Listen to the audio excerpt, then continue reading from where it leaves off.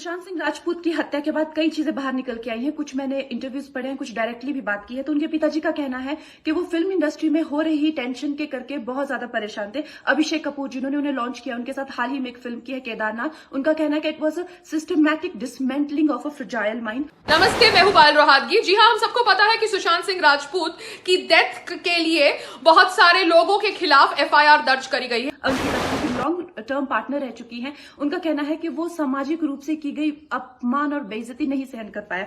तो अब मैं आपको बताऊंगी कि मूवी माफिया ने ना कि सिर्फ उनको बैन किया था, सिस्टमैटिक डिसमेंटलिंग, कैसे कतरा कतरा करके उनका दिमाग तोड़ा गया है, उनको मारा गया है। और इन बहुत सारे लोगों में प्रोमिनेंट नेम्स है Ekta Kapoor, Karan Johar and Salman Khan, the Bollywood gang, जो समझता है कि वो बॉलीवुड को कंट्रोल करता है। मगर इन नामों में से एकता कपूर और करण जौहर को पद्मश्री दिया जा रहा है बाय द मोदी सरकार।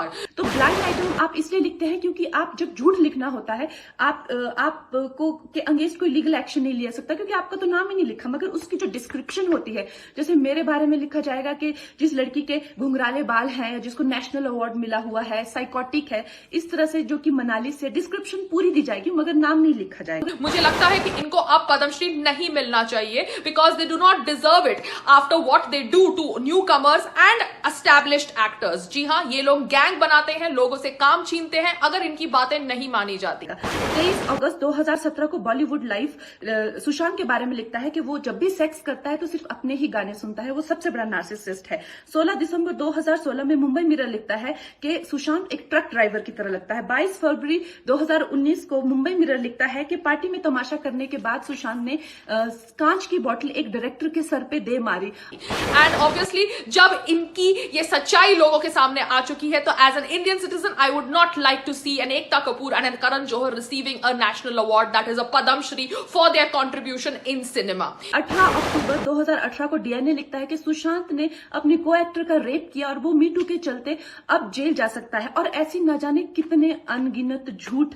और ये जो बुद्धिजीवी जर्नलिस्ट हैं, ये जो चील कौए गिद्ध हैं जो मूवी माफिया के पाले हुए हैं, ये इसको मेंटल, इमोशनल, साइकोलॉजिकल लिंचिंग को जर्नलिज्म कहते हैं। एकता कपूर ने कहा है कि उसने तो सुशांत सिंह राजपूत को ब्रेक दी है, मगर एकता कपूर तो इतनी बड़ी बिजनेस वूमन है कि वो ब्रेक उन्हीं लोगों को देती है जो न्यू कमर्स होते हैं, सो दैट वो उनसे 20-20 घंटे काम करा सके, वो भी फ्री ऑफ कॉस्ट या ना के बराबर पैसे।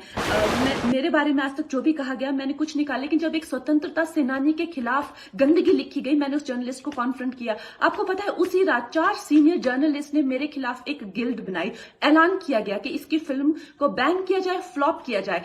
आपको पता 3000 जर्नलिस्ट गैंग अप होते हैं एक अकेली लड़की पर, उसकी इमोशनल लिंचिंग करते हैं सरेआम, और ये समाज कुछ नहीं कहता, कानून कुछ नहीं कहता है। क्योंकि जब मैंने उसके साथ नच बलिए में काम किया था तो हमने हमारी पेमेंट मांगने के लिए 3-3 महीने तक हमको लटकाया था, as if we are some beggars. That's how they work, that's how these television producers make money. They don't even give you payment that you deserve because they want to keep the payment with themselves so that they can earn money from the interest on that money. तो एकता कपूर, आपने किसी को break नहीं दिया, आप new commerce को break देती है सो दैट आप न्यू कमर से 20-20 घंटे काम करा सके, जबकि रूल है कि 12 घंटे से ज्यादा शूटिंग नहीं होनी चाहिए। मैंने उन पे केस करने की कोशिश की, मगर 1 महीने बाद वो गायब हो गए। मेरी फिल्म रिलीज हुई, गायब हो गए। तो मेरा कहने का मतलब ये है कि अगर ये समाज जिस अन्याय की बुनियाद पर खड़ा है और कभी आवाज नहीं, आप ये पढ़ते हैं, चटकारे लेते हैं, कभी आपने सोचा है कि कभी नेपो किड्स के बारे में ये क्यों नहीं लिखा जाता है?